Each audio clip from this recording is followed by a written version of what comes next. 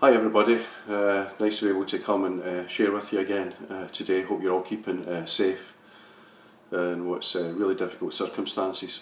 The last time we met I talked about stuff at college, and to be honest I could write a book about stuff that happened at college, and you must forgive me if you've heard some of these stories before.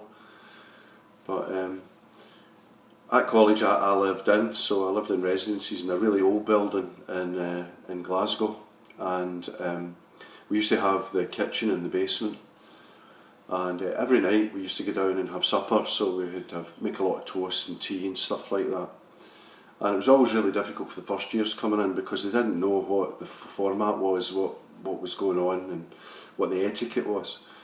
And so we were all down having supper one evening, and one of the first years was making himself a couple of rounds of toast and putting all different stuff on his toast, and he was just about to eat it, and one of the third years, one of the more experienced students said, "Excuse me, why don't we stop and pray and give thanks?" And the young guy felt actually quite rebuked that he hadn't even thought about that being at Bible college. And the older lad said, "Why don't you just lead us in prayer?" So the young guy, suitably trying to impress everybody, came with this great prayer of thanks for toast and tea and all the rest of it.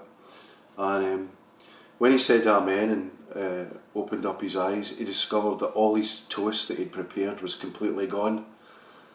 And the guy standing opposite him said, "That's the first lesson you learn at Bible college. You watch and you pray." And I suppose that's kind of relevant for us today. We need to be those that are vigilant, that watch and pray. And there's a number of areas that we can be praying into today. I've heard this week about some people from our fellowship who are on the front line getting fitted for Mass because they're going to be working in coronavirus wards, and so we need to think of all of our medical staff in our fellowship, and those in care homes, and there are a number of them. If we can pray for them, that God would protect them and help them.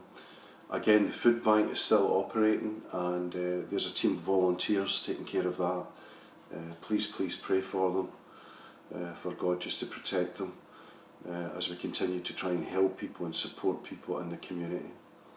I'd like us to pray especially for Nigel, who is obviously running that, overseeing that, because Nigel's mother's seriously ill in hospital and is approaching end of life.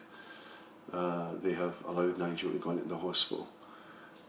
But really pray, that's really tough at this particular time. There's also been a number of people that I've had contact with this week in our fellowship who are really struggling. There are people with cancer diagnosis and all kind of question marks about their treatment, and on top of that they're obviously very vulnerable. So lots to pray for. Continue to pray for the government, that they might find wisdom from God and direction from God. So have a really good Friday, as good as you can, folks. Sunday we're going to be meeting together at 10:30. Tim's going to be preaching. So join us then and be a part of our fellowship, our faith community, encouraging one another and building one another up. Have as good a weekend as you possibly can. Bye.